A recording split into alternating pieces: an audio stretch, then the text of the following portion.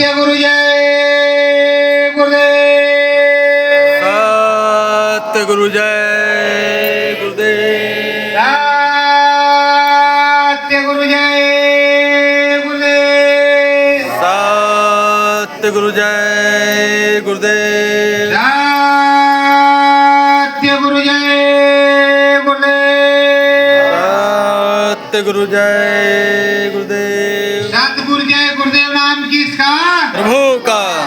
प्रभु का पावन नाम। सतगुरु जय गुरुदेव। हरि कीर्तन गुरु का गाना है। हरि कीर्तन गुरु का गाना है। सतगुरु अपने को बुलाना है। सतगुरु अपने को बुलाना है। सतयुग आए सतगुरु आओ। सतयुग आए सतगुरु आओ। लगन मंगन हो जाना है। लगन मगन हो जाना है। हरि कीर्तन गुरु का गाना है। हरि कीर्तन गुरु का गाना है। सतगुरु अपने को बुलाना है। सतगुरु अपने को बुलाना है। दरस परस को आखियाँ तरसे। दरस परस को आँखियाँ तरसे।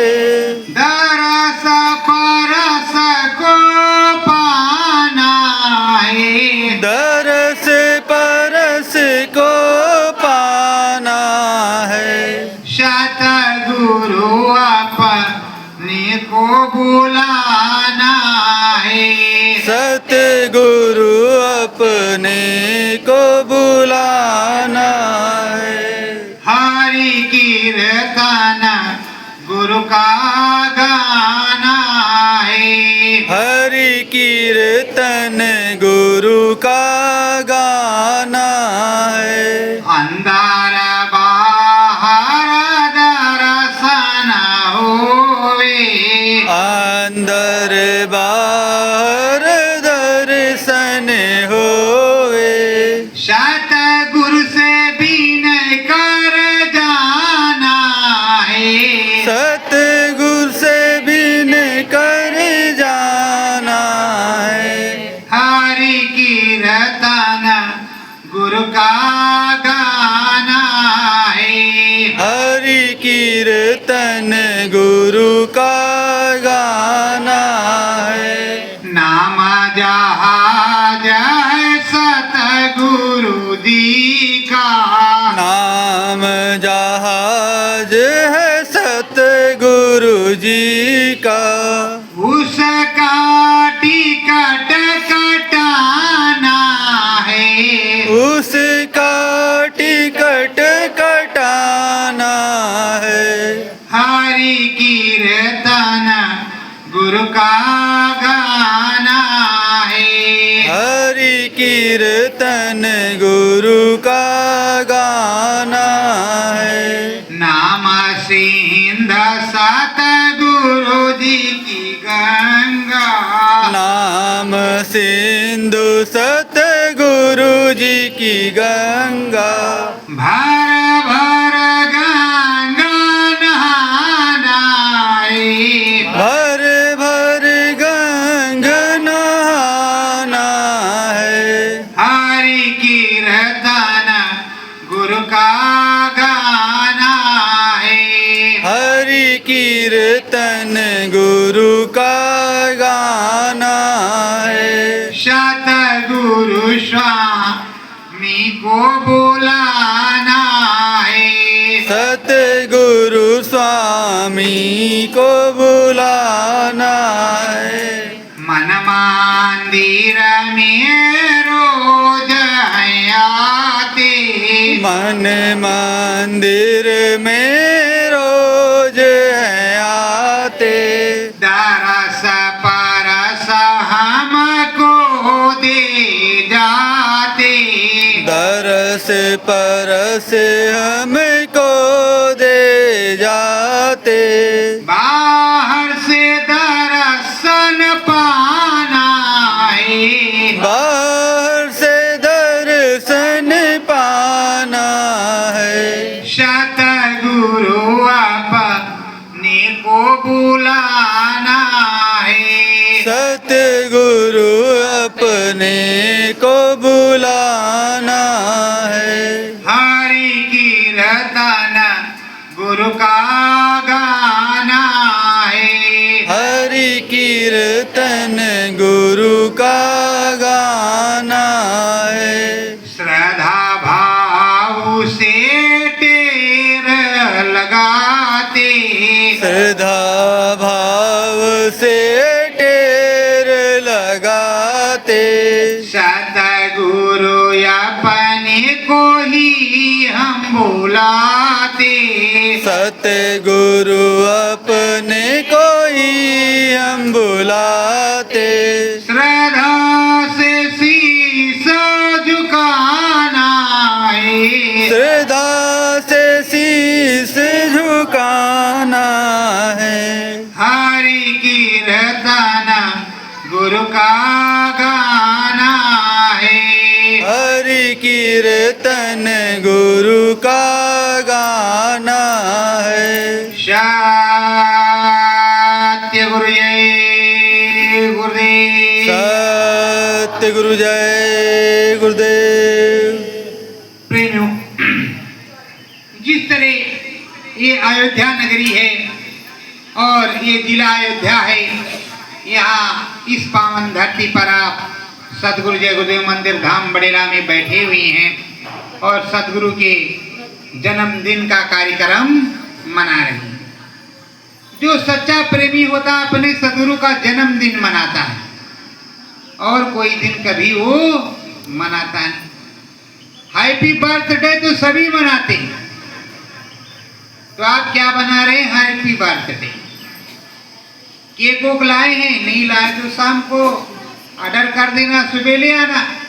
पर जो भी मनाया जा रहा है हैप्पी बर्थडे। प्रेमियों, सालगिरह या जो है जन्मदिन, ये सब तो मनाया जाता है, पर किसी का तरही 10वां भंडारा एक बार हो गया, दोबारा मनाया तो प्रेमियों, और जो हाजिर नाजिर हो, सर्वज्ञ हो, उसका जन्मदिन मनाया जाता है। तो प्रभु राम जी इसी अयोध्या में जन्मभूमि, राम जी की इसी अयोध्या में भारत और विश्व के सभी लोग दर्शन करने के लिए यहाँ आते हैं। और उनकी देवी का नाम सीता। हमारे राम जी सतगुरु राम जी हैं और उनकी हम सब सीता। ये जितनी सूरतें हैं सब उन सतगुरु की सीता। इसमें कोई भेदभाव नहीं।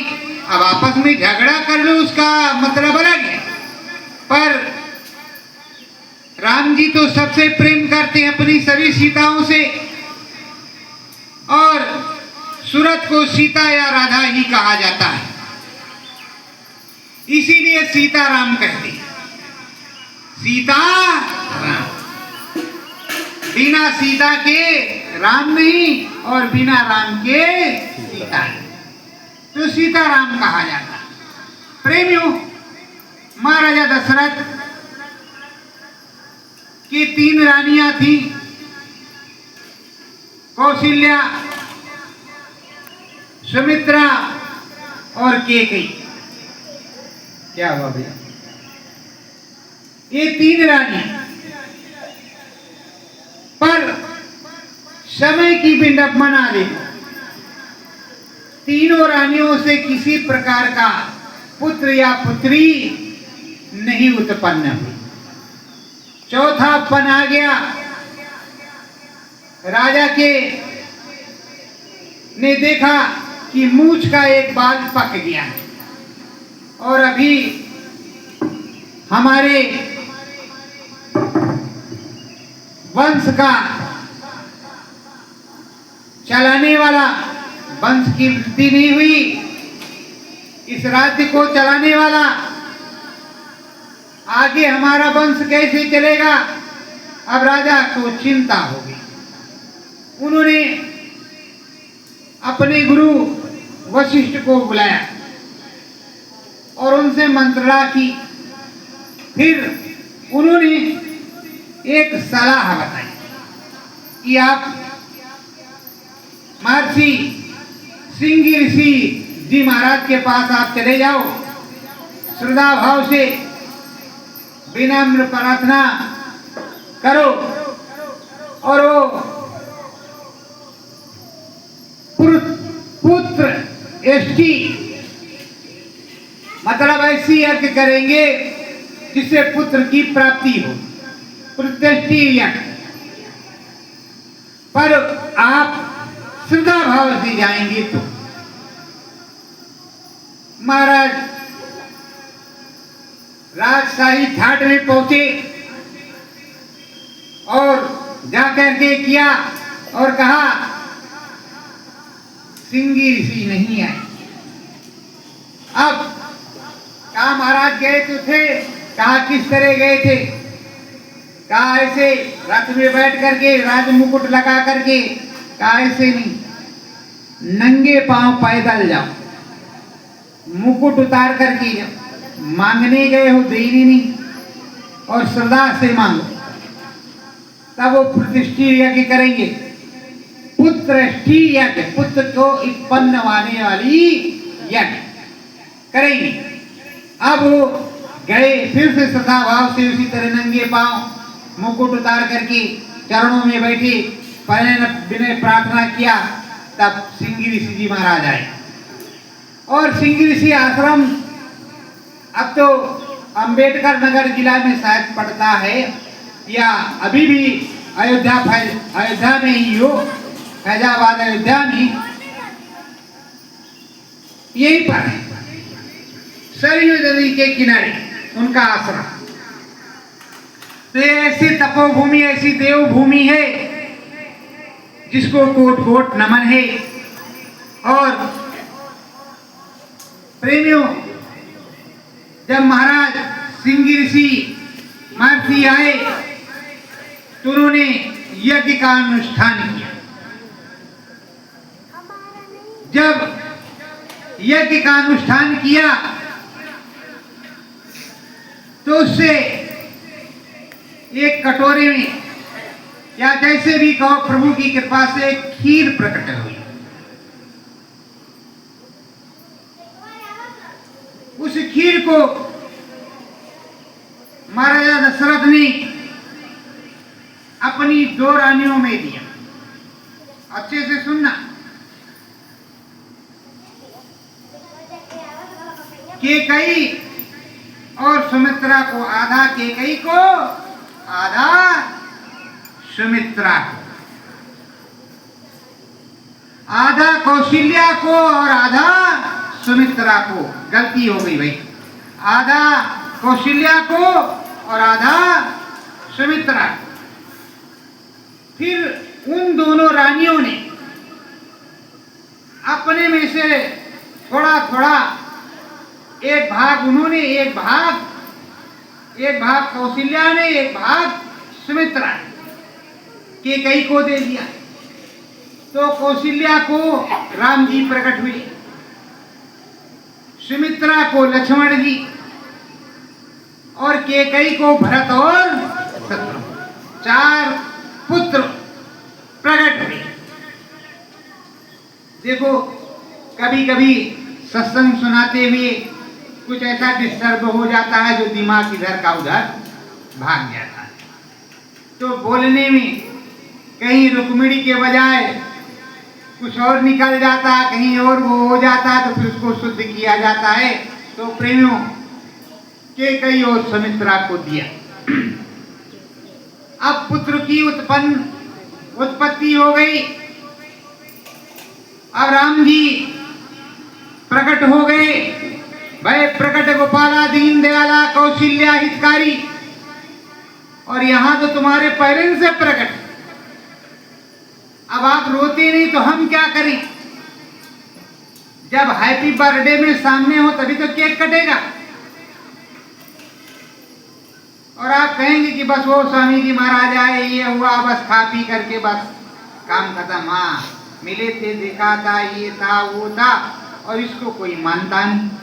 क्योंकि अगर अंदर की मान ले तो बाहर से कोई झगड़ा ना। वेद व्यास जी ने जो कुछ बताया, समझाया, जब महाभारत के बाद दिमागी संतुलन खराब हो गया, स्त्री और पुरुष का जो बचे थे बच्चे बच्चियों का, उसको सुधारने के लिए उन्होंने बुद्ध बनवाया, मतलब मूर्ति बनवाई, और उस साधना का एक केंद्र बनाया। धीरे धीरे साधना चली गई, केवल मूर्ति पूजा रही। तो प्रेमियों, जो सनातन धर्म है, जो कर्म है, उसको आप करते नहीं। त्रिकालदर्शी ब्रह्म ऋषि का जखीरा है भारतवर्ष सत्पुरुषों का, लेकिन जब खोज करोगे तब मिलेगा। और आत्मा में ही परमात्मा मिलेगा, बाहर से कहीं मिलेगा नहीं। अब राम जी का लालन पालन हुआ। 6 वर्ष की अवस्था में गुरुकुल चले गए या 5वें चले गए हो, गुरुकुल चले गए। पढ़ लिख करके जब सरिष्ठ हुए तो गुरुकुल से वापस आए। तब तक रानियों ने इंतजार किया, अपने पुत्र को देखने का भी अवसर नहीं मिला। जब आए तब तक कुछ दिन रहे तो विश्वामित्र मुनि आ गए। राम जी और लक्ष्मण जी को ले गए मांग करके, और वो ब्रह्म ऋषि थे, उन्होंने अंदर में देखा कि अगर वो आएंगे नहीं और इधर का काम होगा नहीं आध्यात्मिक, तो निशाचरों का नाश कैसे होगा। अब वो मांग करके ले गए। ताड़का का वध हो गया, यज्ञ पूरा हुआ। फिर गंगा जी की महिमा बताई विश्वामित्र मुनि ने राम जी को, और जितना अस्त्र शस्त्र था सब राम जी को विश्वामित्र ने दे दिया, उनके पास जो था। और जबकि विश्वामित्र मुनि राम जी के वंशज पूर्वज हरिश्चंद्र के भी गुरु थे, और उनके हरिश्चंद्र के पिता त्रिशंकु के भी गुरु थे, सतयुग में थे, और इधर त्रेता में भी हैं। तो इसलिए कहते हैं कि बड़ा लंबा वंश, बड़ा लंबा पूर्वज और बड़ी पीढ़ियां। अब राम जी को विश्वामित्र मुनि गौतम ऋषि के आश्रम ले गए और वहां अहिल्या का उद्धार कराया। जो नारी पत्थर बनी पड़ी हुई थी श्राप से, उसकी मुक्ति हो गई। फिर जनकपुर पहुंचे। अब जनकपुर पहुंचे, निमंत्रण तो विश्वामित्र मुनि का था, राम जी का तो था नहीं। पर अगर विश्वामित्र मुनि ले नहीं जाते तो स्वयंवर कैसे होता? न्योता दशरथ के यहाँ आता नहीं। अब उसको हम काहे बार बार बताएंगे कि क्यों नहीं होता आया? आपको पता लगाना पड़ेगा। तो अब वहां गए जनकपुर। अब फूलबगिया भी गए, जनकपुर देखने भी गए। तो ये कहते हैं वहां जनकपुर के नर नारी की बड़ी उत्तम जोड़ी रहेगी अगर ये जो राजकुमार है राम जी को, इनसे सीता का ब्याह हो जाए। प्रेमियों, स्वयंवर हुआ, धनुष का भंग तोड़ा राम जी ने। किसकी कृपा से? गुरु कृपा से। अब परशुराम जी आ गए। सब सोच रहे थे कि राम जी जैसे लेकर के चलेंगे वैसे सीता को छीन करके भाग जाएंगे। जितने निशाचर और लोग थे क्या करेंगे। लेकिन जैसे परशुराम जी फरसा लेकर के आए, सभी लोग धीरे से अपने आप ही भाग गए, अपनी जान बचा करके। अब राम जी से और परशुराम जी से संवाद हो रहा है। राम जी विनय पूर्वक उनसे बात कर रहे हैं और क्रोधी वो क्रोध में पूरा अब बातचीत हो रही है। बातचीत आखिरी आई, कहा हमारे धनुष पर बाण चढ़ाओ। जब धनुष पर बाण चढ़ाया तो कहा हाँ, अब हमें पता चल गया कि रामावतार हो गया है, अब हमारा कोई काम नहीं। तो कहा ठीक है, पर ये बाण चढ़ गया है, अब किस चीज का नाश करें। तो कहा हमारे पहाड़ पर उड़ करके जाने की शक्ति का नाश नहीं करना, जिससे मैं पहाड़ पर जा सकूं और कंदरा में बैठ करके तपस्या कर सकूं और जो हमारे पुण्य है उनका नाश कर। उन्होंने बाण चला दिया राम जी ने और वो परशुराम चले गए। परशुराम त्रेता युग में भी है और परशुराम द्वापर में भी है, कृष्ण के गुरु रहे। अब आपको सोचना चाहिए कि कौन कितने दिन रह सकता है। तो प्रेमियों, अब जब राम जी ने धनवा तोड़ा, जयमाल पड़ गया, तो कहा भाई अब शादी होगी। कई महीने वहीं रहे राम जी। धनवा टूटा कब, शादी हुई कब।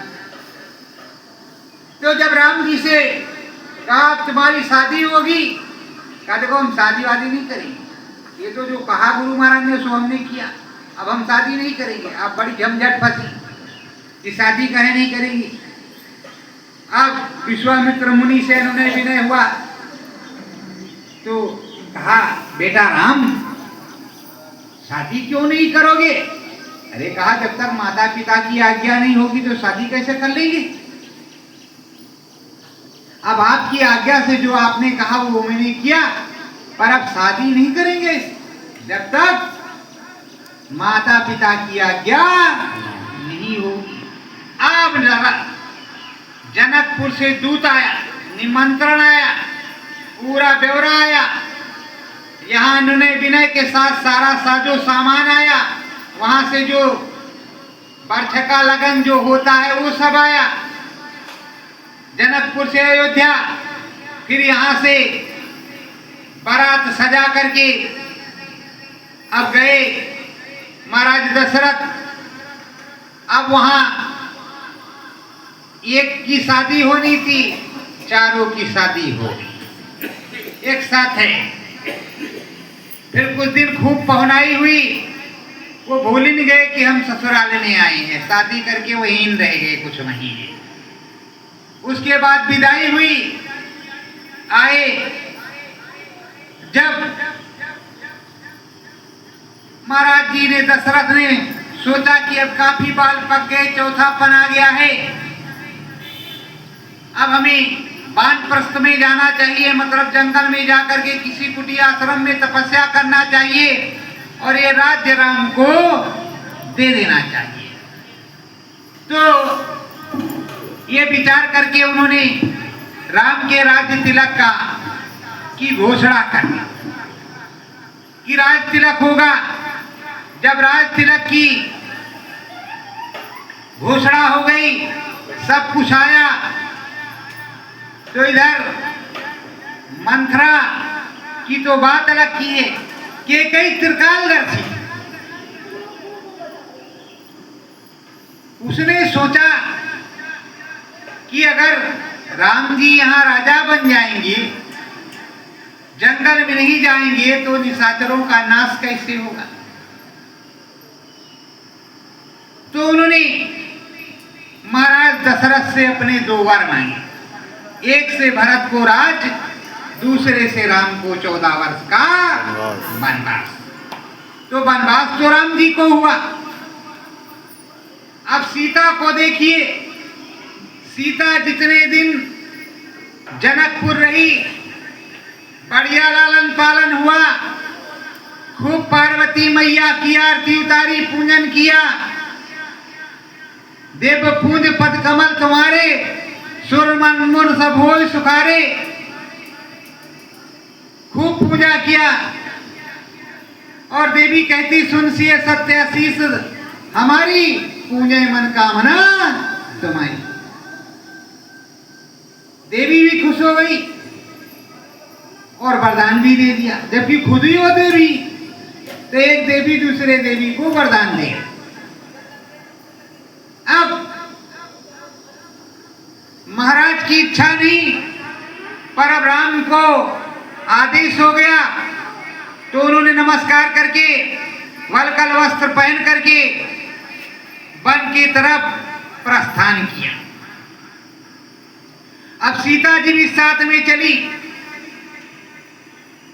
और प्रेमियों, अगर कोई इस समय माता पिता किसी लड़के को निकाल दे तो कहे हम नैहर जा रहे हैं, हम तुम्हारे साथ नहीं जाएंगे। इस समय की सीताएं इस तरह की।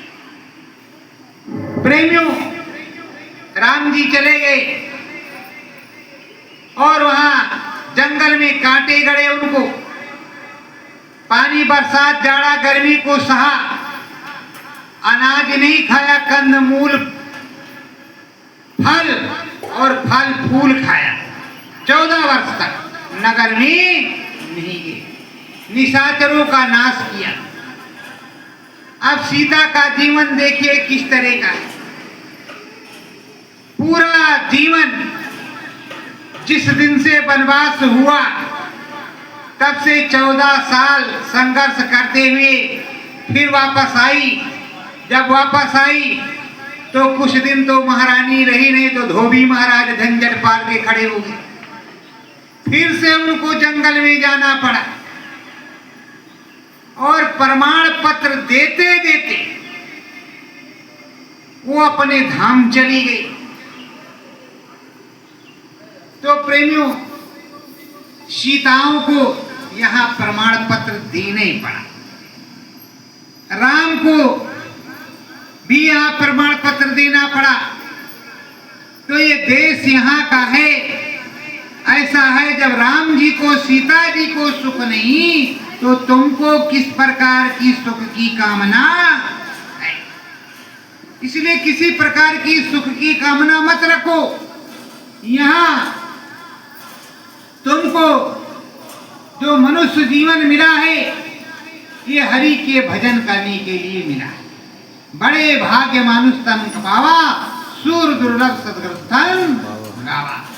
आप प्रभु दया करो यही भांति, सब तक भजन करब दिन। अब सदगुरु मिल गए हैं, नाम भजन करो। नाम भजन करके अपना जीवन सफल बना लो, अपने राम पिया के प्यारे हो जाओ या प्यारी हो जाओ। वहां चलो तो अपने सदगुरु को मनाना है, राम भजन नाम भजन करना है।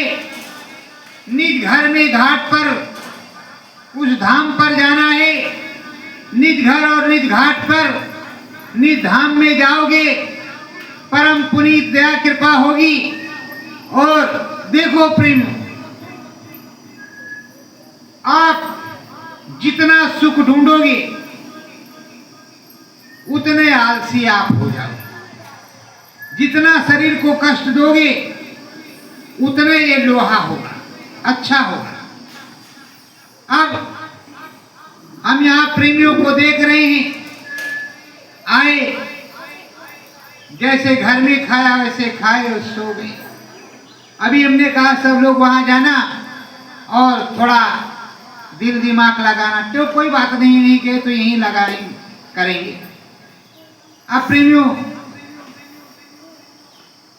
राम जी के दर्शन के लिए तमाम लोग लड़ाई करें, तमाम। अत्रि मुनि, अगस्त्य मुनि, सर्वांग मुनि, भरद्वाज मुनि, तमाम संत महात्मा वास लगाए कि राम जी आएंगे, दर्शन मिलेगा, और सबको दर्शन मिला। प्रेमियों, उसी श्रृंखला में माता सबरी जो कि बचपन में आई थी मतंग ऋषि के आश्रम, और बुढ़ापा आ गया। अगर त्रेता युग में 10,000 वर्ष की आयु थी तो कम से कम 7,000 तो बीती ही गया होगा जन्म से और राम के मिलन तक, और अभी आपका 13 वर्ष हुआ है। उतने में गड़बड़ी पैदा है, इधर जाएं कि उधर जाएं, किधर जाएं किधर ना जाएं। प्रेमियों, सदगुरु से मिलने का समय होता है, मुहूर्त होता है। तुम पुकार लगाओ, स्वामी जी महाराज अवश्य आएंगे, आपको दर्शन मिलेगा, पूरी दया कृपा होगी। पर अगर ढोंगियों के साथ ऐसा किया तो कभी भी आपको दर्शन नहीं होगा। दर्शन हो सकता है कैसे? जब डुग्गी बजेगी चारों तरफ कि बाबा जी आ गए, तो वही कहेंगे, अरे नकली बाबा कहाँ जाओगे, नकली बाबा है कहाँ जाओगे, असली बाबा थोड़े। और इस समय की विडंबना यही है कि लोग पूछते हैं बाबा जी कहाँ हैं, और बाबा जी ने कहा था कि खोजरी पिया को निज घट में। और प्रेमियों, मुझको खोजना, उन्होंने कहा सतयुग आने पर एक हाथ की बाल नाप करके दिखाऊंगा बच्चों, बड़े बड़े मंच लगा करके पूछूंगा, अब खुशहाली आ गई, राम राज्य आ गया, चौथा महान यज्ञ रचाऊंगा, उसके बाद जाऊंगा। प्रेमियों, कहते संत बचल पलटे नहीं, पलट जाए ब्रह्मांड। अभी जिनको आपने अनामी महाप्रभु आध्यात्मिक शक्तियों के उत्तराधिकारी या सत्पुरुष घोषित किया, वो भी हाथ पर ढीले कर रहे हैं कि शरीर बुढ़ा हो रहा, हम जाने वाले हैं। तो शरीर तो सबका बुढ़ा होगा, अमरावती खा के कोई नहीं आया। राम जी आए, प्रकट हुए और गुप्तार घाट में इस शरीर को विलुप्त किया, चतुर्भुजी स्वरूप प्रकट हुआ, तब भगवान मानेंगे। और इतिहास गवाह है, जो काशी में रहे यज्ञ में गुरु महाराज के साथ 78 में 89 में, वो उन्होंने देखा कि जब शंकर भगवान का डमरू बजने लगा तो विष्णु भगवान की मूर्ति मिट्टी की नाचने लगी, आगे आगे स्वामी जी महाराज, पीछे पीछे मिट्टी की मूर्ति विष्णु भगवान की। तब शंकर भगवान ने वरदान दिया। अरे प्रेमियों, अभी तो लगता है 50,000 लोग होंगे उस काशी यज्ञ के प्रत्यक्षदर्शी, क्या वो भी भूल गए? उनको भी ऐसा हो गया कि गुरु महाराज चले गए। ए प्रेमियों, लोग अब क्या कर रहे हैं? पहले 13 दसवां भंडारा गुरु का मना लिया, खा लिया, उसके बाद में लोगों को इधर उधर भेज दिया। जब देखा कि हमारी दाल रोटी अब खतरे में पड़ गई तो फिर से जिंदा हाजिर नाजिर में पहुंच गए, सुनाने लगे राम कथा, पूछ रहे इधर से उधर से क्या अनुभव हुआ क्या नहीं हुआ, तुम बताते रहो, वो सुनाते रहे। उनकी जेबें गर्म होती रहे, लेकिन उन्हें इशारा होगा, अनुभव नहीं होगा। इशारा का मतलब इधर से सुना तो उधर बता दिया, ये इशारा, निज अनुभव नहीं। कहते निज अनुभव मैं कहूं खगेशा, बिन हर भजन न कटे। तो तुम सब अपने सदगुरु प्रीतम में नहीं लगाओ और अपने सदगुरु प्रीतम को बुलाओ। हृदय पूछता है स्वामी से, हृदय पूछत हैं स्वामी से, घाट पे चमके तारा, घाट पे चमके तारा, हे सतगुरु कौतुक ये न्यारा, हे सतगुरु कौतुक क्या न्यारा, करना जरा इशारा, करना जरा इशारा। प्रेमियों वो जो घाट पर एक तारा चमक रहा है, एक कुछ गोल गोल चमक रहा है, प्रकाश जैसा है, प्रतिबिंब है, वो क्या है? तब वो सदगुरु खोल करके बता रहे हैं कि वो प्रकाश स्वरूपी सदगुरु है, शब्द स्वरूपी सदगुरु है, प्रकाश स्वान, वो और कुछ नहीं है, वो सदगुरु है। अब वो आगे चलेंगे, पीछे से सूरज चलेगी।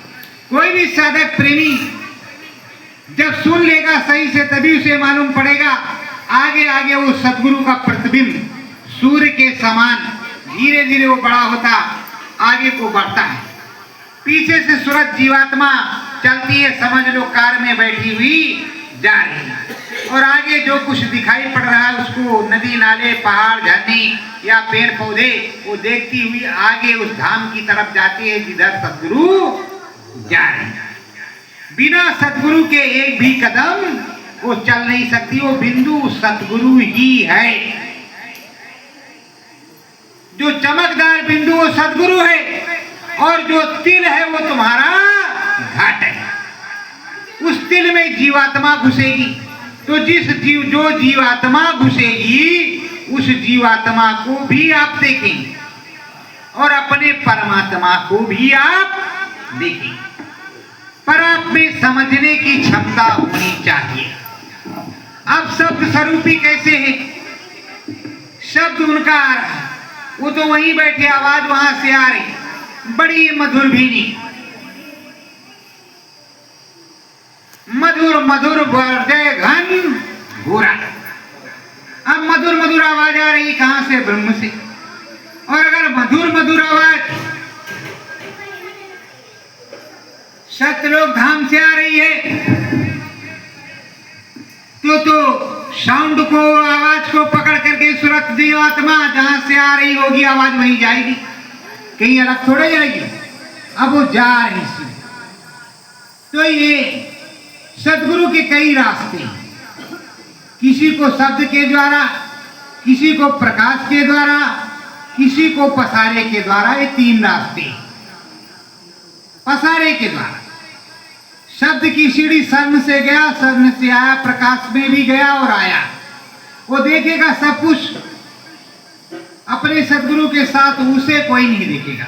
और जब डंडे डंडे चढ़ के गया, मतलब पसारे के अनुसार, तो उसे सब कुछ देखे, वो सब कुछ सब कोई मिलेगा, सब कुछ वो देखेगा, सब कोई उसको भी देखे। तो ये स्वामी जी महाराज आपको किस तरह ले जाना चाहते हैं, ये आपको समझना पड़ेगा, देखना पड़ेगा। आपकी श्रद्धा कैसे? देखो, किसी को अनुभव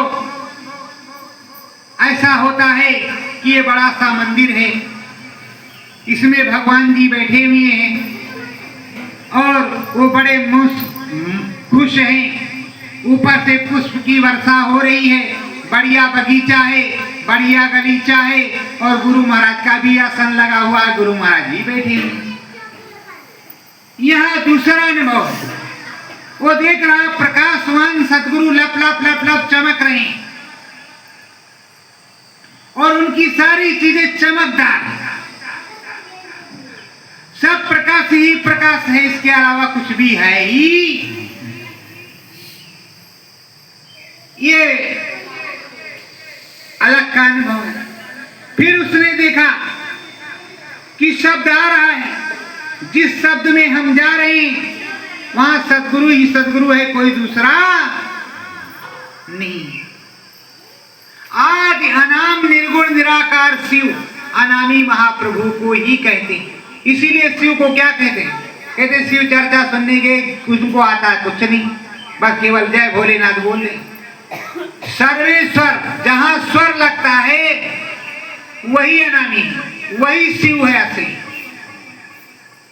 और जहां भोलेनाथ शंकर लगता है वहां भोलेनाथ शंकर है।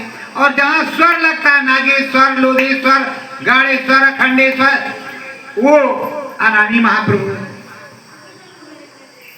वो उस देश का मालिक है जो आज अनाम निर्गुण निराकार शिव है, जो प्रकाशवान है, जिसका कोई आकार नहीं हो, जैसे चाहे वैसे प्रकट हो जाए। तो प्रेमियों, आपको सब कुछ समझना चाहिए। अब गोस्वामी जी से हृदय पूछ रहे हैं, शब्द सुनो पर कसम जाऊं, शब्द सुनो पर काश में जाऊं, यज्ञ धाम खोल कर गाऊं, एक एक धाम खोल कर गाऊं। गोस्वामी जी से हृदय पूछ रहे, तो अब गोस्वामी जी हृदय को जवाब दे रहे। जवाब वो दे रहे हैं कि बच्चा, जो शब्द स्वरूपी चीज है, जो शब्द है उसमें कोई माया नहीं, कोई छलावा नहीं। जो प्रकाश है उसमें भी कोई धोखा नहीं। सिर्फ तुम्हें ज्ञान होना चाहिए कि ये प्रकाश किस देश का है, किस धाम का है, सदगुरु क्या है, किस रास्ते से ले गया है, कैसे कैसे जाना या आना है। और उसके अलावा वही सदगुरु बताते हैं कि जो बना हुआ है मसाला मिला करके वो माया संलिप्त है। मसाला मिला करके जो बनाया गया है, इस पेड़ में मसाला मिला है, लेकिन प्रकाश में कोई मसाला नहीं मिला, शब्द में कोई मसाला नहीं मिला। लेकिन अब आपको तो बताया गया कि देखो उधर ज्योति स्वरूप प्रभु राम मिलेंगे, उसके बाद में आपने विराट स्वरूप देखा और धनुष बाण वाले राम को देखा। अभी आपको कह देते हैं तुमने काल का दर्शन किया है और ये सब काल की छाया है, तुमने काल को देखा। तो प्रेमियों, तुमने महाकाल को भी तो देखा, और नहीं देखा तो आगे देखोगे। बनाया किसने, पसारा किसका, ये भी तो आपको समझना पड़ेगा। बनाया किसने है, पसारा किसका है। और अगर काल काल है तो राम क्या है, ब्रह्मा क्या है, विष्णु क्या है।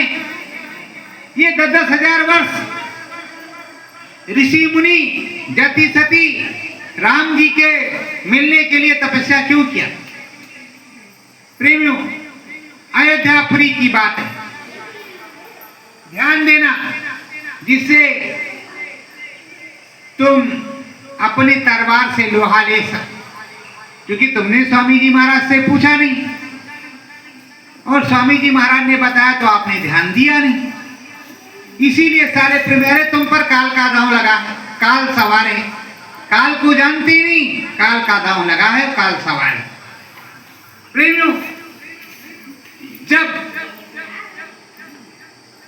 आप अयोध्या पहुंचे, अयोध्या में राम जी हैं, उनके बड़े पुत्र काल भगवान, जो सबसे बड़े पुत्र हैं काल भगवान, वो आते हैं। उनका पसारा भी है। अब काल भगवान आते हैं, जब आते हैं तो ब्राह्मण का रूप बना करके आते हैं, मतलब जो है ऋषि का रूप बना करके आते हैं और हाथ जोड़ करके। और राम भगवान तो खुद जानते ही हैं, और राम भगवान ने ही अपने मन से मनन किया, तब वो आए, उनको याद किया तो कहा, हे प्रभु हमारी तुम्हारी जब तक बातचीत होगी तब तक कोई आना नहीं चाहिए। अगर आ गया हमको देख लिया तो उसको मृत्यु दंड आपको देना पड़ेगा।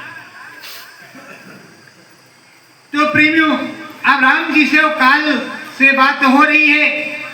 काल राम जी से कह रहा है, प्रभु आप खुद सर्वेश्वर हैं, मालिक हैं, जितने दिन रहना चाहें वो आप रह सकते हैं, आपको कोई मतलब रोक टोक नहीं है हे प्रभु। पर आपका अब समय पूरा हो गया यहाँ का, आप अपने धाम साकेत चलिए, आप अपने साकेत धाम चलिए। तो कहा हाँ हमने भी तुम्हें याद किया था। तो कारण बिना बने तो कुछ होता नहीं। तब तक दुर्वासा ऋषि आए। दुर्वासा ऋषि आए, हटो आगे से। अरे प्रभु बताओ क्या काम है? लक्ष्मण पूछ रहे हैं। हम आपका काको तो नहीं, राम से मिलना है और मुझको किसी से कोई काम नहीं। मैं अभी राम से मिलूंगा और अगर नहीं तो शराब दे दूंगा, अयोध्या रसातल में चली जाएगी। जल्दी बोलो। अरे कहा महाराज क्रोध मत करो, जो कहो सो हम आपके सेवा में उपस्थित सारा। अरे काको तो नहीं, मुझको राम से मिलना है, अभी संदेश दो कि महात्मा दुर्वासा आए, हमको अभी मिलना। अब मरता नहीं तो करता क्या हो? तो जानते थे कि अगर ये सारी अयोध्या बच जाए मेरे जाने से तो चलो भाई। उनको मालूम था कि मीटिंग में अगर गए जो जाएगा वो मारा ही जाएगा। फिर भी उन्होंने हिम्मत करके गए और जैसे काल ने देखा वो गायब हो गया। अब राम जी ने पूछा तुमने ऐसा क्यों किया? तो कहा प्रभु क्या करते, दुर्वासा ऋषि दरवाजे पे आए हैं, वो जिद कर रहे हैं कि अभी हमको राम जी से मिलना है, नहीं तो हम श्राप दे देंगे, अयोध्या का सर्वनाश हो जाएगा। अब क्या करते, मेरे नाश होने से तो प्रभु अयोध्या तो बस जाएगी। अब राम जी भी विडंबना में बसे। दुर्वासा ऋषि से बातचीत हुई, भगत हुआ, मुलाकात हुई, लेकिन कारण तो बन गया, कारण बन गया। तो ये बताओ राम काल है कि वो जो काल आए थे वो काल है? तुमसे जो कहते हैं लोग कि ये काल है, तो काल का देश मतलब विधान का देश, कर्म का देश। कर्म विधान विश्व रचना का जो जस्कीन तास फल जाका, उसके मालिक काल है, जो कर्म विधान। और जो काल डाल को काटने वाले हैं वो सतगुरु दयाल हैं। राम त्रिलोकीनाथ हैं, वो अपने धाम में बैठ करके निरंजन भगवान अखंड तपस्या, ये सुना है कि नहीं सुना? अखंड तपस्या उस मालिक की करते हैं 24 घंटे। और ये भी एक बात है, कहते सहस कमल दल छिन में उतरे, त्रिकुटी लेत संहारी, ये विनती गुरुदेव। तो जरा अच्छे से सुनते जाओ, नहीं ये लुटेरे जो है लूट लेंगे तुमको और कहेंगे तुम पर काल सवार है। अभी काल की परिभाषा वो जानती नहीं, क्योंकि गुरु से पूछा नहीं। जब रामायण गुरु गोस्वामी जी ने लिखा तो उसका मतलब किसी ने नहीं पूछा, बस शुरू कर दिया ढोल बजाना गाना। पवित्र नगर कीजिए सब काजा, हृदय राग कौशलपुर राया, और तरह तरह की चौपाइया गाना शुरू कर दिया। ढोल मंजीरा बजने लगा और चढ़ावा चढ़ने लगा, सीधा सामान आने लगा और अखंड रामायण चालू। पंडित जी का मतलब समझ गए और उसको पूछा ही नहीं। जब पूछा ही नहीं उत्तर बताए कौन? वैसे गुरुजी महाराज से जब पूछते तभी तो बताते, और उन्होंने बताया तो आपने ध्यान नहीं दिया। अब आप समझ गए कि काल कौन है। काल के अंडर में धर्मराज, और धर्मराज के अंडर में धर्मराज और जमराज, चित्र और विचित्र। धर्मराज अच्छे लोगों को लेने के लिए आते हैं और उसके बाद में जमराज मुगदर से पीटने और खराब लोगों को लिए आने आते हैं। चिट्ठी तो वहीं से फटती है, और जो बहुत पुण्यकर्मी होते हैं उनको लेने के लिए स्वर्ग से देवता या विमान आता है, और जो सतगुरु के जीव होते हैं उसे सतगुरु लेने आते हैं, वो सतगुरु के साथ जाते हैं। पर जाने का रास्ता उधर से है, धर्मराय के सिंहासन के सामने से। वो तुम्हें देखेंगे कि कहां तुम जा रहे हैं। समझ में आया? तो ऐसे किसी धोखे में मत रहना और कोई कहे मुझे इशारा हुआ है, इशारों में समझो राज को राज रहने दो, कोई इशारा उशारा से काम नहीं चलता है। और कहते यही हैं बुजुर्ग लोग, क्या कहते हैं, बेहता मिले करम से उड़हरा आखी देख। मतलब जैसे पहले शादी ब्याह हो गई, मम्मी पापा ने देख लिया, जो मिल गई सो मिल गई, लेकिन उसके बाद में बिना देखी देखा के कोई शादी ब्याह नहीं होता। तो जिससे शादी हुई उस पे पूरा विश्वास, और अब तो देखा देखी भी हो जाती है, और साल 6 महीने के बाद में सीताराम हरे राम। तो प्रेमियों अब क्या कहा जाए, तो आप मोटा मोटा समझते चलो। तो अभी वो काल ही ये दयाल है। जब साधना करोगे, साधना के हिसाब से जाओगे, और सबकी साधना थोड़ा हट के अलग अलग होती है, ये भी जान लीजिए। एक साधना माया संलिप्त होती है, जहां माया दांव लगाती है, और माया से बचा करके तुम्हारा मन रहता है कि हमको गुरु महाराज ने सत्संग में ये सुनाया है, तो उसको देखते हुए जाएंगे। एक ऐसा होता है कि मुझको एक अनी अनामा से मतलब, किसी चीज से मतलब, हमको सतनाम से मतलब, बाकी किसी से कोई मतलब नहीं है। अब वो जाएगा, सतगुरु का एक अलग रास्ता है, उस रास्ते से देखेगा तो सब कुछ, लेकिन जाएगा किसी के यहाँ, वो किसी का देश पड़ेगा नहीं। अगर हमें अमेरिका जाना है और भारत से हमारा प्लेन उड़े और सीधे लैंड अमेरिका में करे, तो कौन कौन से देश पड़ेंगे, वो क्या ऊपर से तो देख सकती हो, पर उनसे कोई मतलब होगा? कोई मतलब होगा? उसी तरह अगर सदगुरु के साथ आप अनाम देश जा रहे हो और उनका शॉर्टकट रास्ता है, पगडंडी रास्ता है, तो कोई मतलब है? जो देख रहे हो कि बाएं में ये है, वो है, वो है, वो है, बस वो है, काम खत्म। तो सबका अलग अलग रास्ता होता है, और सबके जाने का तरीका अलग अलग है, सबका अनुभव भी अलग है। शब्द स्वरूपी अनुभव, प्रकाश स्वरूपी अनुभव, माया सम्मिलित, तो ये सब समझते रहिए अच्छे तरीके से। और बाद में सब प्रकाश ही मान है, क्योंकि गुरु महाराज ने ये बताया है कि अनाम देश में किसी प्रकार का केवल प्रकाश ही भोजन और प्रकाश ही प्रकाश, कुछ भी नहीं, वही आया माया छाया नहीं, सब नेचुरल और सौम्य। तो आपको समझना चाहिए, शब्द है और प्रकाश है। तो जो ऊपरी चीजों को अच्छे से देखोगे, समझोगे तब। तो प्रेमियों, अब गोस्वामी जी से हृदय पूछ रहे हैं एक बात, और घुमा घुमा करके इधर उधर से पूछ रहे। देखो, सतगुरु का है अलग में, खोजरी पिया को निज।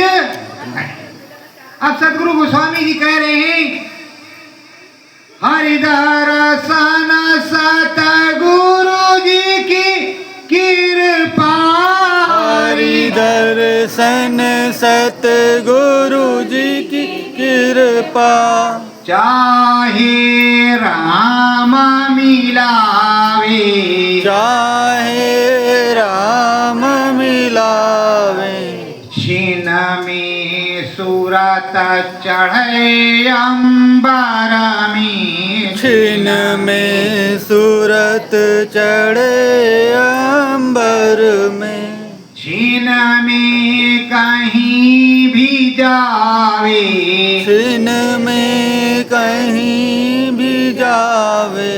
वो बतलाते हैं, देखो देखो ये सब सदगुरु की कृपा से होता है, बिना उनकी कृपा के, उनके बल की कोई जाता नहीं।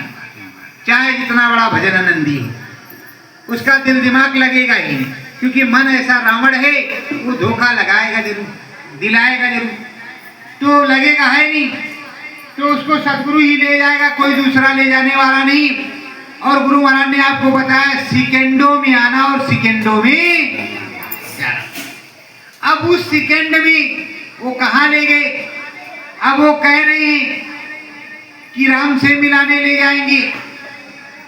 राम, राम का एक वैष्णव स्वरूप है, उसमें इसलिए बताया जाता है, जो आपने चौपाई में सुना है, उदर मांग तब अंडा दिराया, देखो गौ ब्रह्मांड दिखाया। उधर माने उधर अंड की रचना है, और इधर कहते हैं मोह बिलोक राम मुस्काई बिहसत तुरत गयो मुख। वो जो ज्योतिष स्वरूप राम है वहां कोई मुख नहीं, वो शहर दल कमल पर विराजमान ज्योतिष स्वरूप, उसमें कोई मुंह नहीं। वो जिस तरह बताया गुरु महाराज ने, वो उनसे जो प्रकट रूप है, जिसमें सहस्त्रों हाथ और सहस्त्रों मुख हैं, उसमें मेन मुख में बहुत बड़ा मुंह है, जो नीचे से मतलब अगर जमीन से रखा जाए तो आसमान में गिर जाए, इतना बड़ा मुंह, और उसमें पूरा ब्रह्मांड घूम रहा, जैसे कृष्ण भगवान को मिट्टी मैया नहीं खाया देखा हो फिल्म में, उस तरह सब घूम रहा।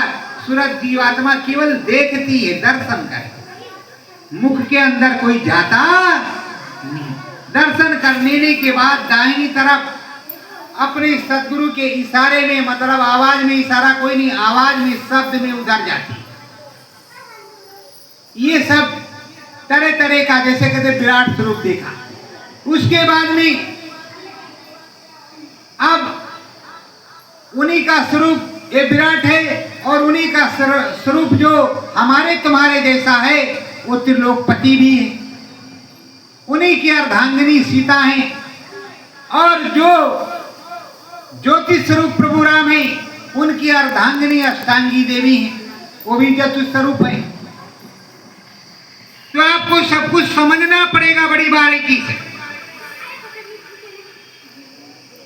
और अगर ध्यान लगा करके अपने सदगुरु की बात को नहीं सुनोगे, समझोगे, तो फंसे रहोगे, तुमको लोग फंसाए रहेंगे, और हर एक चीज को फंसाना है। तो आपने ज्योतिष स्वरूप और ये सब देखा। अब वो गोस्वामी जी समझा रहे, एक एक तिल, एक एक जर्रा, एक एक चीजें, और इधर सत्संग सुना रहे कि बच्चों इधर आद्या महाशक्ति, फिर उधर राम जी हैं, उधर ज्योतिष स्वरूप प्रभु राम है।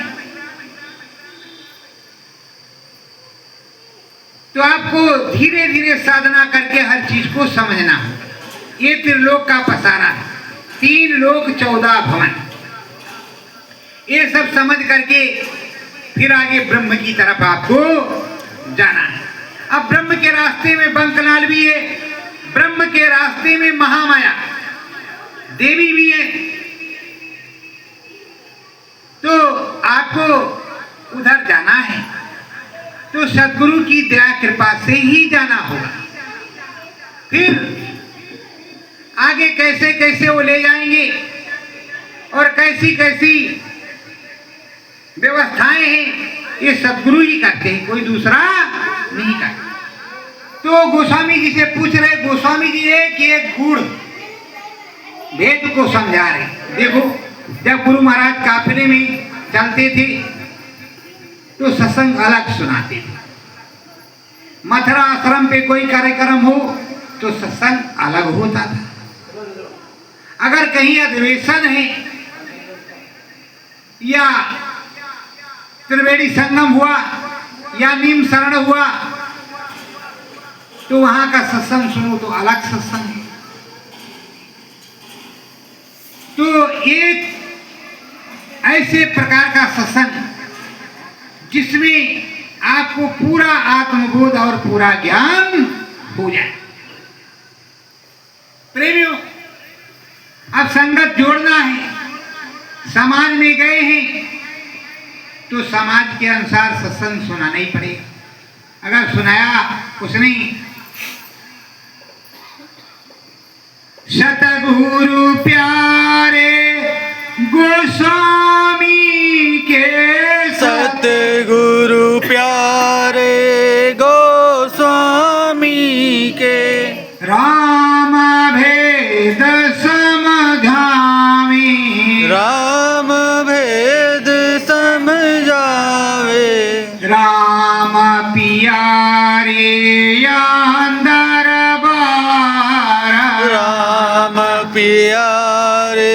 अंदर बाहर।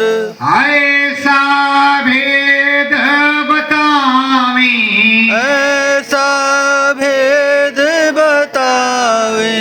अब वहां ऐसा बता रहे हैं और राम बताओगे कि राम जी अंदर भी है बाहर भी है। राम जी अंदर में होंगे तो वहां अंदर में है, यहाँ बाहर में कहाँ है? अरे प्रेमियों, जो राम का दर्शन करता है वही राम होता है। सदगुरु ने हमारे बताया कि जिस धनी का आप दर्शन करोगे उसकी पावर तुम्हारे अंदर आ जाएगी, जिसका दर्शन करोगे उसकी झलक भी आएगी। तो बाहर वाले राम ये हो गए कि नहीं हो गए, और अंदर वाले राम तो वही है जिनको तुमने देखा, और सबके मालिक तो सदगुरु ही हैं, लेकिन उसको मोहब्बत है उस मंदिर वाले राम से। तो अगर प्रेम प्रेम से नहीं समझाओगे तो तुमको कहेगा उठो और जल्दी से निकल लो वरना डंडा मेरा। समझ लो अच्छी तरह, वो बताएगा अयोध्या में राम है, जबकि अयोध्या नहीं, अयोध्या में भी राम है, चित्रकूट में भी राम है, पंचवटी में भी राम है, रामेश्वर में भी राम है। अब बताओ राम कहाँ कहाँ नहीं है, कहाँ कहाँ राम नहीं है।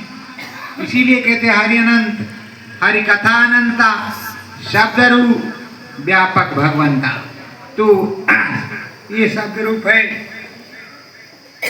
और शब्द की कहानी है और शब्द की महिमा है, और यही आपकी वो चीज है।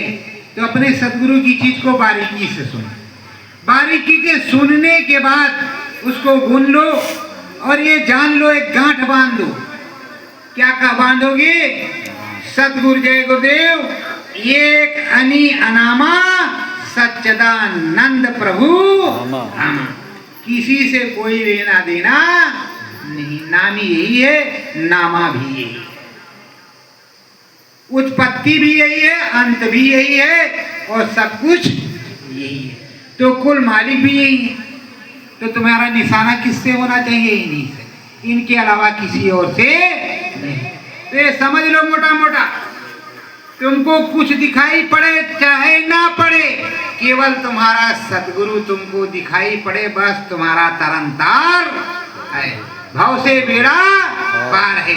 चाहे ब्रह्म मिले, महाकाल मिले, चाहे ना मिले, ना मिले, तुम्हारा सदगुरु मिलना चाहिए, तुम्हारा स्वामी मिलना। वो इसलिए बताते हैं कि वहां बंसी बज रही, यहाँ ये बज रहा, वो तुम्हारा मन कैसे लगेगा? तुम मानोगे कैसे? जब वहां देख लोगे कि ये तो गुरु महाराज यहाँ बंसी बजा रहे हो, बैठे भी है, ये ऐसा हो रहा, वहां वैसा हो रहा, और यही ले जाते हैं, यही तो मालिक है, यही भगवान है, यही प्रभु है, तभी तो तुम उसको करोगे। और जब तक तुम जानोगे नहीं, हर चीज को समझोगे नहीं, तब तक तुम कुछ नहीं करोगे। तो प्रेमियों, सतगुरु में लगन लगाए चल, सतगुरु में लगन लगाए चल, माना नाम भजन को गाए चल, मन नाम भजन को गाए चल, सतगुरु स्वामी निस दिन मिलते, सतगुरु स्वामी निस दिन मिलते, उनको टेरा लगाए चल, उनको टेर लगाए चल, कुछ नाम भजन मन गाए चल, कुछ नाम भजन मन गाए चल, सतगुरु जी में लगन लगाए चल, सतगुरु जी में लगन लगाए चल, सतगुरु स्वामी तुम्हारे। सतगुरु स्वामी राम तुम्हारे। रहे ना सतगुरु जी के सहारे। रहना सतगुरु जी के सहारे। उनमें लगन लगाए चल। उनमें लगन लगाए चल। कुछ नाम भजन मन गाए चल। कुछ नाम भजन मन गाए चल। सतगुरु जी में लगन लगाए चल। सतगुरु जी में लगन लगाए चल।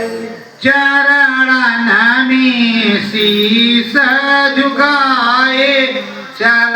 चरणन में शीस झुकाए चल। सतगुरु जी को तेरा लगाए चल। सतगुरु जी को टेर लगाए चल। चरण बीच शीस झुकाए चल। चरणन बीच शीस झुकाए चल। सत्य गुरु जय गुरुदेव। सत्य गुरु जय गुरुदेव। अभी आप लोग